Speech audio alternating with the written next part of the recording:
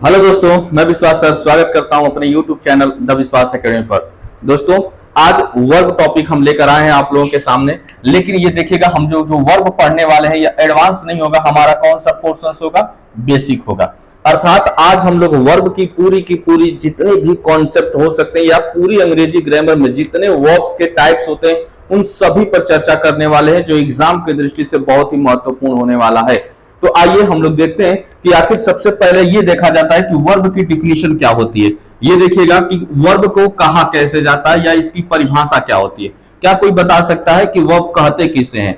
जैसे देखिएगा, अगर हम सीधा सीधा बोलते हैं तो जो इसकी परिभाषा होती है वो होता है कि वर्ब इज अ डूइंग, ये देखिएगा, डूइंग वर्ड, यानी कि कार्य करने वाले जितने शब्द होते हैं ना, हम उसे क्या कह देते हैं? वर्ब कह देते हैं। अर्थात जैसे देखिएगा, इसमें दो चीजें आती हैं। पहला एक आता है एक्शन, और दूसरा जो आता है उसे हम क्या कहते हैं? स्टेट कहते हैं। यहां देखिएगा, एक्शन का मतलब आप जानते होंगे कार्य, और स्टेट का मतलब क्या हो जाता है? अवस्था हो जाता है। अर्थात यदि वर्ब के बारे में अगर आपसे कोई पूछे तो खेलना, उठना, गाना, चिल्लाना, ये तो होता ही होता है। लेकिन जहां कहीं स्टेट के बारे में बात आ जाए, अवस्था के बारे में, सपोज दैट, मान लीजिए कि हम आपको एक एग्जांपल देते हैं।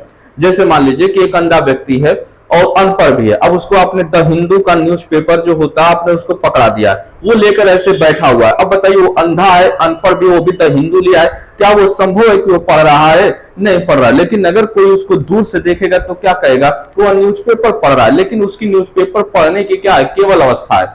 इसका एक और एग्जांपल ले लीजिएगा। जैसे अगर हम बात करते हैं स्टैटिक वर्ब्स के बारे में, जैसे प्रेम करना, मेरे अंदर बहुत ज्यादा प्रेम है किसी के प्रति, ठीक है ना, तो अगर वो चीजें हमारे अंदर है तो वो क्या है? एक स्टेट अवस्था में है। अर्थात वो दिख नहीं रहा है कि मैं प्रेम कर रहा हूं, लेकिन वो होता है, तो उसे हम क्या कह देते हैं? स्टेट कह देंगे। अर्थात आपने समझा होगा कि वर्ब की जो डिफिनेशन होती है वो होते हैं verb is a doing word. अर्थात हम उसे दो चीजों में देखते हैं, पहला एक्शन में और दूसरा स्टेट में। अब आ जाते हैं कि आखिर हमारे वर्ब्स के कितने काइंड्स होते हैं। देखिएगा, बहुत इंपॉर्टेंट है, यहीं से चलने वाला सारी चीजें। काइंड्स ऑफ वर्ब, यानी कि वर्ब कितने प्रकार के होते हैं। जैसा अगर आप किताबों में देखेंगे बाबू, अलग अलग तरीके के टीचर्स अलग अलग तरीके से पढ़ाते हैं, लेकिन सबका मेन उद्देश्य क्या है कि आप अगर कहीं कॉमन एरर क्वेश्चंस आया हुआ है तो आप उसको सही से कर लें। अर्थात सिंटेक्स ही सबका मेन है कि आप एक वाक्य को सही सही लिख लें। कहीं कहीं क्या होता है कि और कुछ ग्रामरियन है या कह सकते हैं टीचर्स हैं, वो अलग तरीके से बांटते हैं, लेकिन सबका एक ही उद्देश्य, हमारा भी वही उद्देश्य होगा जो सबका होता है। अर्थात आपको एक वाक्य की शुद्ध शुद्ध रचना करानी और वहां से 1% गलती न होने के चांसेस भी आपको बताना है। जैसे देखिएगा, कहीं कहीं अगर सीधे वर्ब के टाइप्स के बारे में बात कर देंगे तो सीधा दो ही वर्ब हो जाएगा। कहीं कहीं आपने देखा होगा कि एक मेन वर्ब हो जाएगा, एक हेल्पिंग वर्ब हो जाएगा। इसके अलावा कोई तीसरा वर्ब होता ही नहीं है। तो अगर हमको खत्म करना होगा तो हम तो यहीं से खत्म कर सकते हैं। लेकिन हमने क्या बताया कि हमारा जो है बाबू चलेगा क्या? वर्ब बेसिक एकदम पूरा पढ़ेंगे और यहां से हम लोग कहां जाएंगे? एडवांस लेवल तक जाएंगे। अर्थात हमारे पढ़ाने का तात्पर्य यही होगा, या हम ऐसे चीजें कंप्लीट करने की कोशिश करेंगे जो बिल्कुल जीरो से लेकर एकदम हाई लेवल तक हो, उस तरफ पढ़ा जाएगा। तो हमने क्या किया है कि वर्ब्स को दो भागों में बांटेंगे। वो देखिएगा कैसे। पहला जो वर्ब का पार्ट होगा उसे हम बोलेंगे कौन सा वर्ब?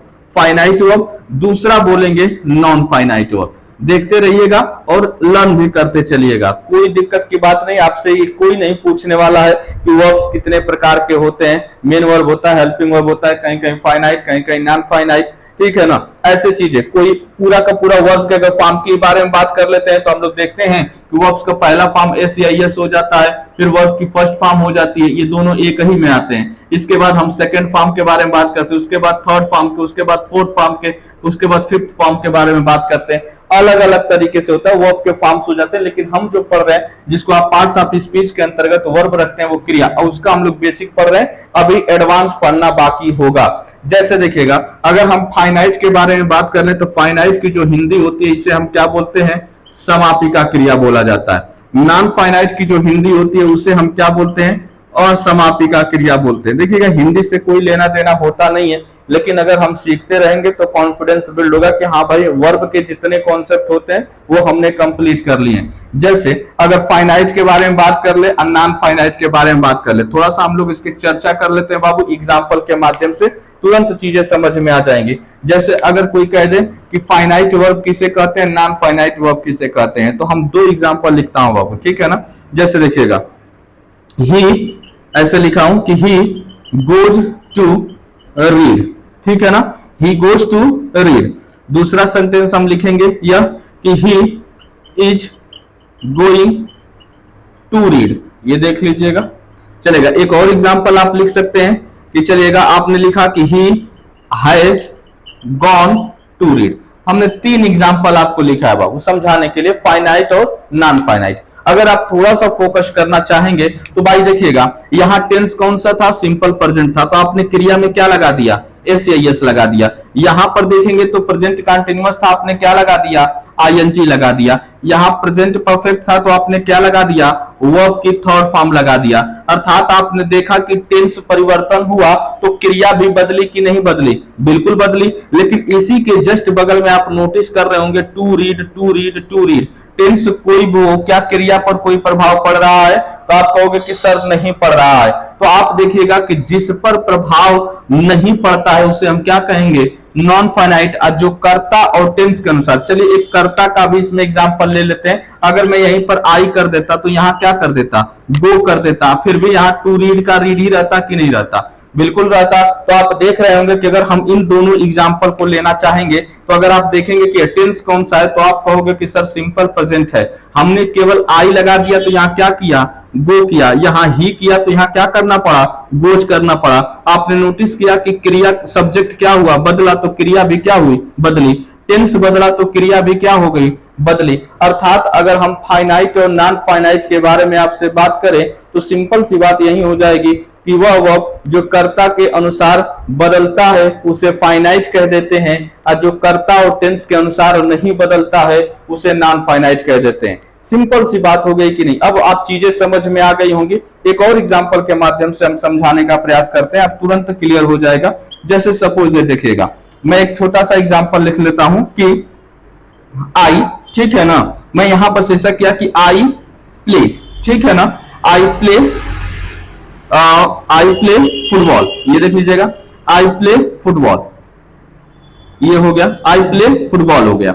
अगर यहीं पर हमने ही कर दिया तो ही के साथ क्या लगा दिया, प्लेज लगा दिया। अब आप देखेंगे कि यहां पर क्या हुआ, आई था तो प्ले किया, ही था तो हमने क्या कर दिया, प्लेज कर दिया। इसका मतलब आपने नोटिस कौन सा किया होगा कि टेंस तो हमारा सेम था, लेकिन जैसे ही सब्जेक्ट बदला क्रिया भी क्या हो गई, बदल गई। तो इसे हम किस वर्ब में रखेंगे, फाइनाइट वर्ब में रखेंगे।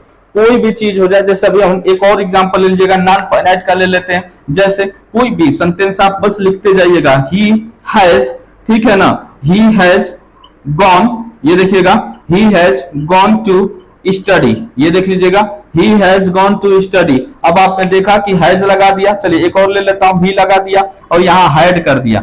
हैड करेंगे तब भी यहाँ क्या होगा, गॉन ही होगा, और यहाँ क्या हो जाएगा, टू स्टडी ही होगा। यहां देखेंगे कि टेंस आप कुछ भी बदलते रहिए, कोई मैटर नहीं करता, ये टू स्टडी का टू स्टडी ही रहेगा, कोई फर्क नहीं पड़ेगा।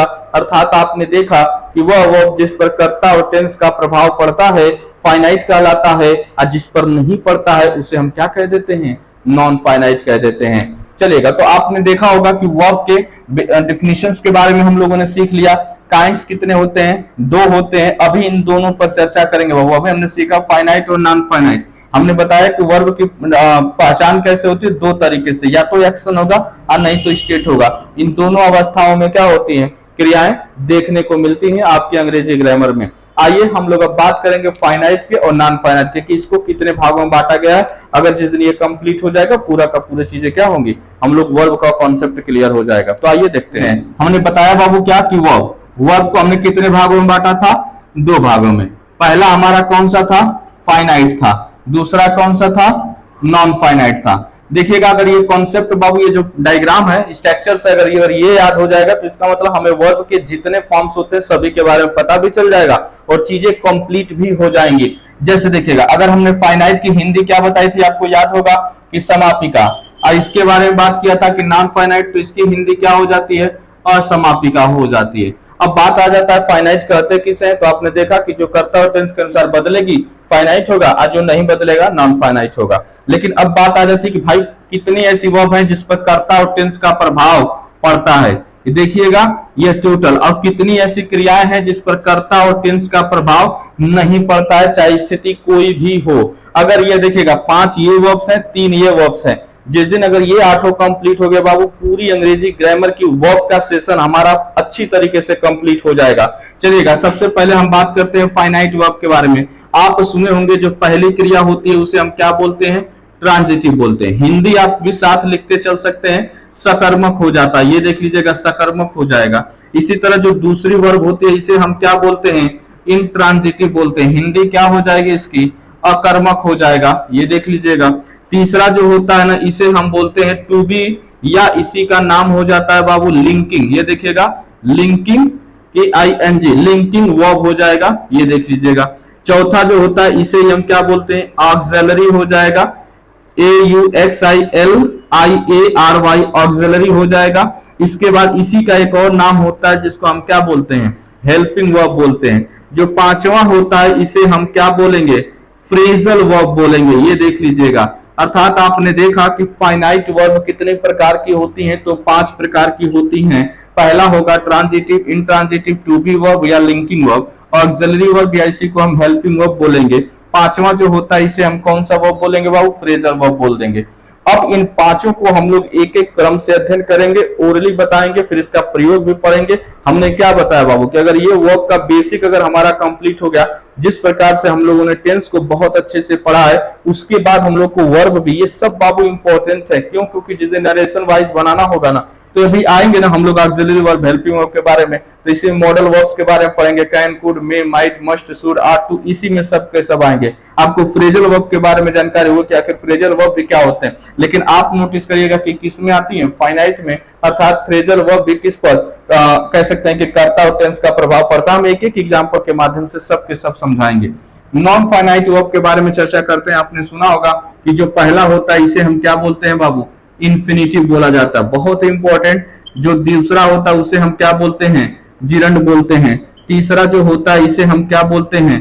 पार्टिसिपल बोलते हैं। ये देख लीजिएगा, पार्टिसिपल बोला जाता है। अब पार्टिसिपल कितने प्रकार के होते हैं? तो 3 प्रकार के होते हैं। पहला आपने सुना होगा प्रेजेंट पार्टिसिपल, दूसरा पास्ट पार्टिसिपल, ये देख लीजिएगा, और तीसरा जो होता है उसे हम क्या बोलते हैं? Perfect participle. इन सभी पर चर्चा बेसिकली रूप से किया जाएगा, एक एक पर किया जाएगा, क्योंकि देखिए जितने एग्जाम में क्वेश्चंस बनते हैं ना, अब यहाँ से सभी चीजें आप देखोगे कि हर एक क्वेश्चंस में आपके एग्जाम से रिलेटेड चीजें इसमें मिलेंगी। चाहे ट्रांजिटिव पढ़ें तब, चाहे इंट्रांजिटिव, चाहे टू बी, चाहे ऑक्सिलरी, चाहे फ्रेजल वर्ब पढ़ें। आइए हम लोग थोड़ा सा चर्चा करना चाहेंगे कि आखिर वर्ब हम लोग पढ़ रहे हैं समापिका और समापिका, ऐसी कौन कौन सी वर्ब थी जो कर्ता और टेंस का प्रभाव पड़ता था? तो ये 5 थी। जिस पर कर्ता और टेंस का प्रभाव नहीं पड़ता था वो 3 थी। इन्फिनिटिव के बारे में आपने देखा होगा। अच्छा चलेगा, अभी इन्फिनिटिव वाले को रहने देते हैं, अभी हम लोग इसके बारे में बात कर लेते हैं। सब कुछ पढ़ेंगे बाबू, एग्जाम्पल के माध्यम से हम समझाने की कोशिश करेंगे कि कौन कौन सी चीजें इसमें कैसे कैसे आती हैं। जैसे हम पहली बात करते हैं ट्रांजिटिव वर्ब। ट्रांजिटिव का मतलब सकर्म। आप देख रहे होंगे कि सकर्म का मतलब ये हो जाएगा कि जिसके साथ कर्म लगा हुआ हो। अच्छा, इसको एक एक लिखवाने के साथ कोई मतलब नहीं है, मैं ओरली क्या करता हूँ बाबू आपको बता देता हूँ। कोई दिक्कत नहीं, आपसे कोई पूछने वाला नहीं है कि transitive, intransitive, to be, auxiliary और फ्रेजल वर्ब कहते किसे हैं, ठीक है ना। बस एग्जाम की दृष्टि से ये जरूरी होते हैं जानना, क्योंकि जब तक ये जानेंगे नहीं। जैसे अभी आपको फ्रेजल वर्ब का एक एग्जांपल देते हैं। जैसे मैं कह दूंगा कि वह अपने बच्चे की देखभाल करती है, तो हमने क्या कह दिया? सी, देखिएगा ध्यान से समझिएगा, सी लुक्स आफ्टर हर बेबी। देखिएगा एक सेंटेंस लिखा। अगर मैं कह देता हूं कि मैं अपने बच्चे का देखभाल करता हूं, तो हमने क्या कर दिया? आई लुक आफ्टर कर दिया, आई लुक आफ्टर कर दिया, हर बेबी कर दिया। अब आप देख रहे होंगे कि भाई फ्रेजल वर्ब आया कि नहीं आया? कर्ता से प्रभावित होता है। आपने देखा कि जैसे ही हमने सी लगाया यहाँ पर लुक्स कर दिया, और जैसे ही आई लगा दिया यहाँ क्या कर दिया? लुक कर दिया। और आप देख रहे होंगे कि इसी को हम क्या कहते हैं? फ्रेजल वर्ब कहते हैं। फ्रेजल वर्ब की जब डेफिनेशन के बारे में आपसे बात किया जाएगा, देखो हम ओरली बता देते हैं, फिर सीधे हम क्या करेंगे? क्वेश्चंस पर आएंगे। फ्रेजल वर्ब उसे कहा जाता है कि जिसमें मेन वर्ब के साथ यदि कोई प्रीपोजिशन जुड़ जाता है ना, तो उसका पूरा अर्थ ही बदल जाता है। जैसे अगर कोई एग्जांपल आप ले सकते हैं, ये देखिएगा रन है, रन का मतलब दौड़ना होता है। इसी तरह अगर हम रन ओवर कर देंगे ना, तो ये कुचलना होता है। ये देख लीजिएगा, कुचलना होता है। इसी तरह आप जानते होंगे कि काल मतलब क्या होता है? पुकारना होता है। कॉल इन का मतलब क्या होता है, समन पर जारी करना, बुलावा पत्र भेजना, ऐसे हो जाता है। बहुत सारे संदेह के घेरे में जब लगा दिया जाता है इसके साथ प्रीपोजिशन, तो अलग अलग चीजें क्या होती हैं, बदल जाती हैं। उसी को हम क्या कह देते हैं, फ्रेजल वर्ब कह देते हैं। आइए हम लोग थोड़ा सा ट्रांजिटिव पर भी बात कर लेते हैं, इंट्रांजिटिव, और इस पर भी बात कर लिया जाए। जैसे ट्रांजिटिव का मतलब सकर्मक क्रिया होता है। सकर्मक का मतलब जिसके साथ कर्म लगा हो। एक चीज अब देखिएगा, मैं एग्जांपल यहां लिखकर समझाने का प्रयास करता हूं आपको, कि हमने लिखा क्या कि ही READS रीड्स अ बुक, वह एक किताब पढ़ता है।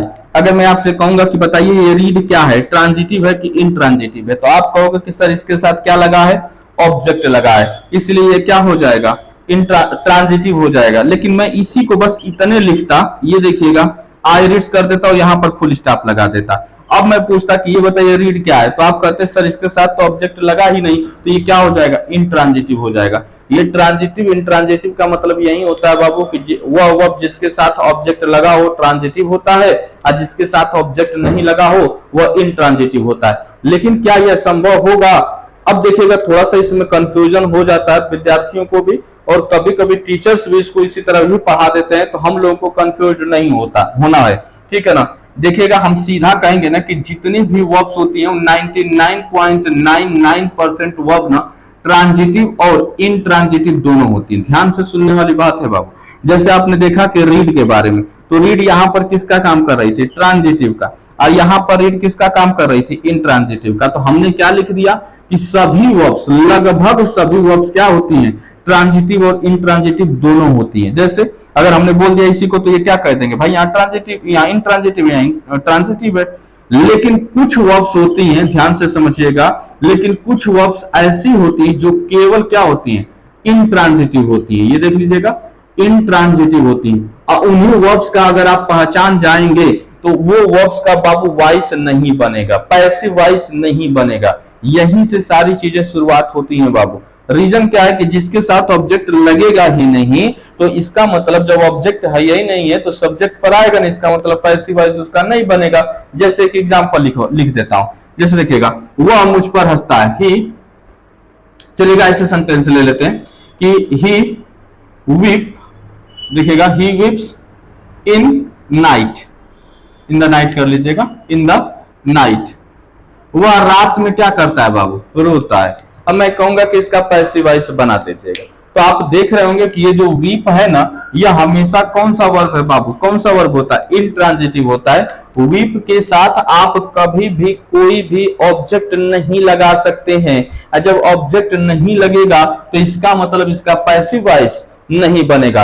एक आपको जो सामने दिखता है एग्जांपल ले लेता हूं, ही गोज ले लिया, ये देखिएगा ही गोज टू मार्केट ले लिया। अब मैं किसी से पूछता हूं, ये बताइएगा इसमें सब्जेक्ट वर्ब और ऑब्जेक्ट को फाइंड कर लीजिए, तो वो तुरंत यही कहता है कि देखिए सर ही क्या हुआ, सब्जेक्ट हुआ, गुज क्या हुआ, वर्ब हुआ, टू मार्केट क्या हुआ, ऑब्जेक्ट हुआ। और यहीं पर बच्चे गलती कर देते हैं। आपको मैं पढ़ा चुका ये सारी चीजें, जब हम सब्जेक्ट वर्ब और ऑब्जेक्ट को पहचानना सीखे थे।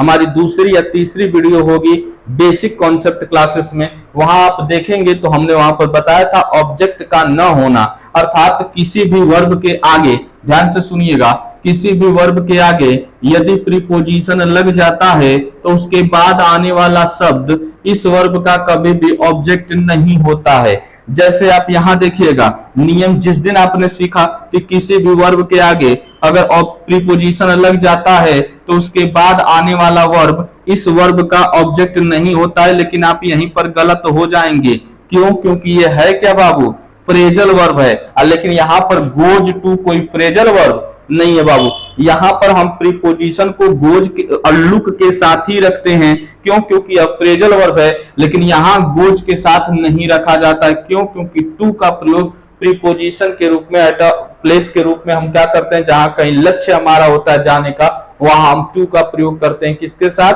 गो के साथ। अतः यहां पर प्रीपोजिशन होता है, ये सीधा सीधा फ्रेजल वर्ब होता है। तो आपको पता होना चाहिए कि कब ये प्रीपोजिशन है, या कब कह सकते हैं कि मेन वर्ब है, और कब फ्रेजल वर्ब का काम करता है। जिस दिन आपको ये पता चल जाएगा, आप वॉइस बनाना जान जाएंगे। जैसे अगर मैं कह दूंगा कि क्या इसका पैसिव वॉइस बनेगा, तो आप कहेंगे कि बिल्कुल बनेगा सर। क्यों? क्योंकि यहाँ हर बेबी क्या है, ऑब्जेक्ट का काम कर रहा है, लेकिन यहाँ पर टू मार्केट जो है मार्केट है, यहाँ पर ऑब्जेक्ट का काम नहीं कर रहा है। ये जो नाइट है यह ऑब्जेक्ट का काम नहीं कर रहा है। क्यों नहीं कर रहा है? क्योंकि इनके बीच में क्या लगा है? प्रीपोजिशन लगा है।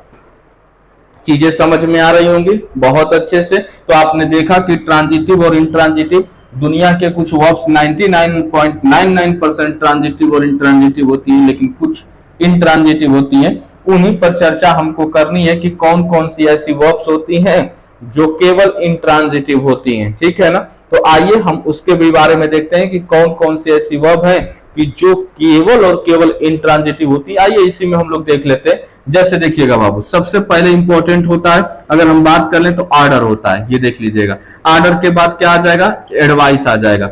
एडवाइस के बाद क्या आता है बाबू? रिक्वेस्ट आ जाएगा। देखते रहिएगा, ये तीनों वर्ड बहुत इंपॉर्टेंट है।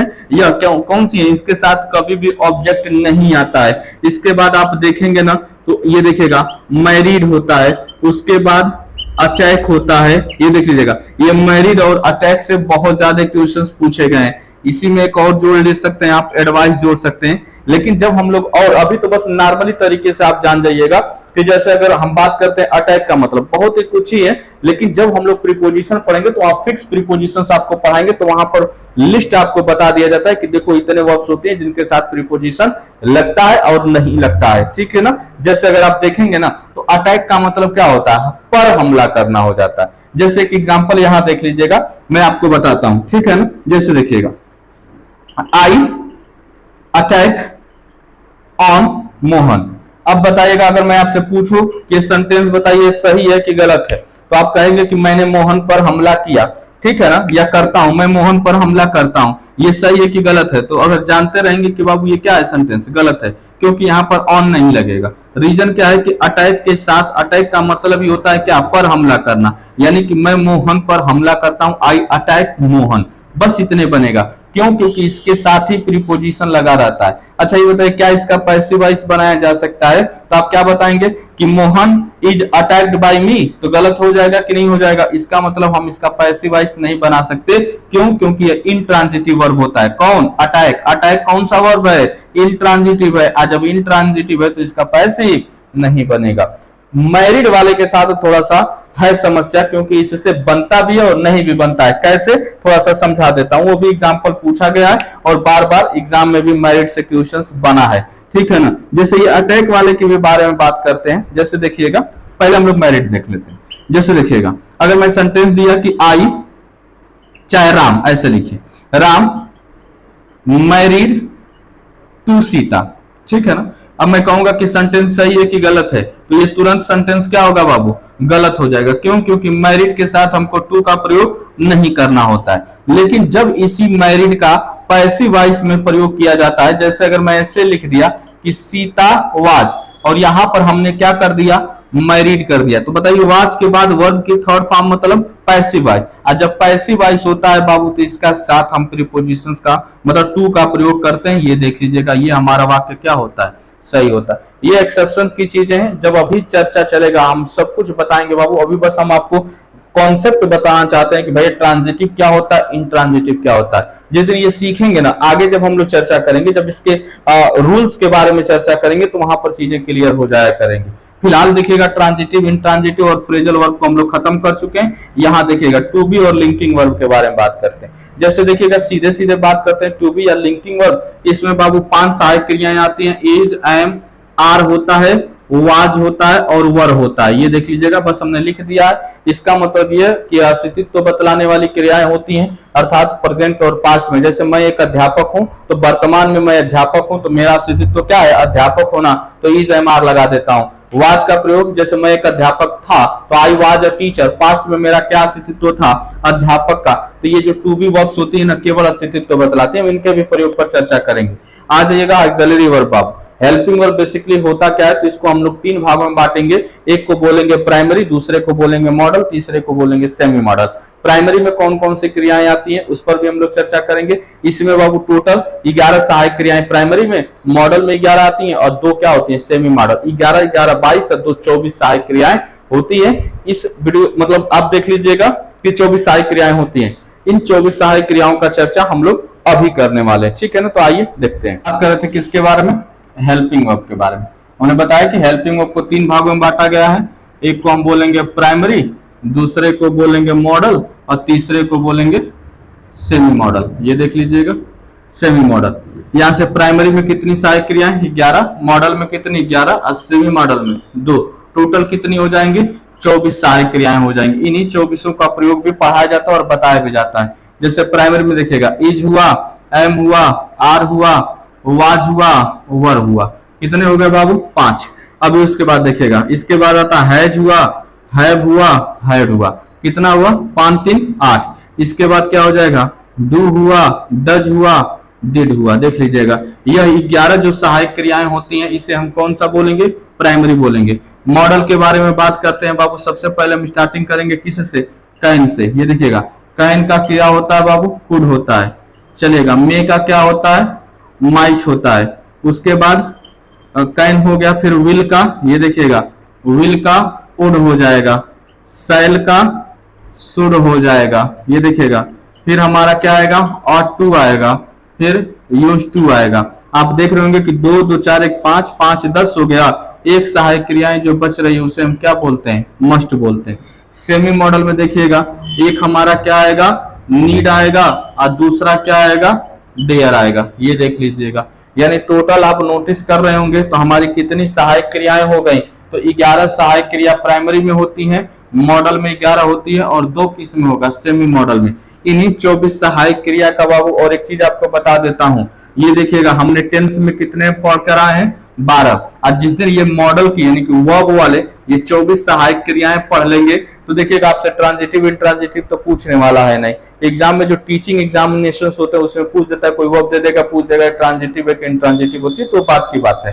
फिलहाल हम ये देखेंगे कि 12 टेंस और ये 24 सहायक क्रिया जिस दिन हम लोगों ने बाबू कंप्लीट कर लिया, हमारा जो 5 नंबर का क्वेश्चन होता है अनसीन पैसेज जिसको बोला जाता है, यानी जब भी कहीं अर्थ निकालने की बात आती है तो इन्हीं से निकलता है। रीजन क्या है, क्योंकि केवल अगर वकैब आ जाएगा ना तो फिर पूरी दुनिया की ट्रांसलेशन इसी में तो समाहित हो गई।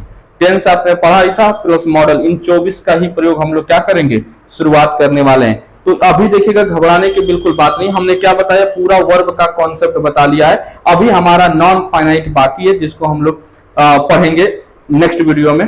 फिलहाल आज के लिए ये बेसिक का पूरा कॉन्सेप्ट था।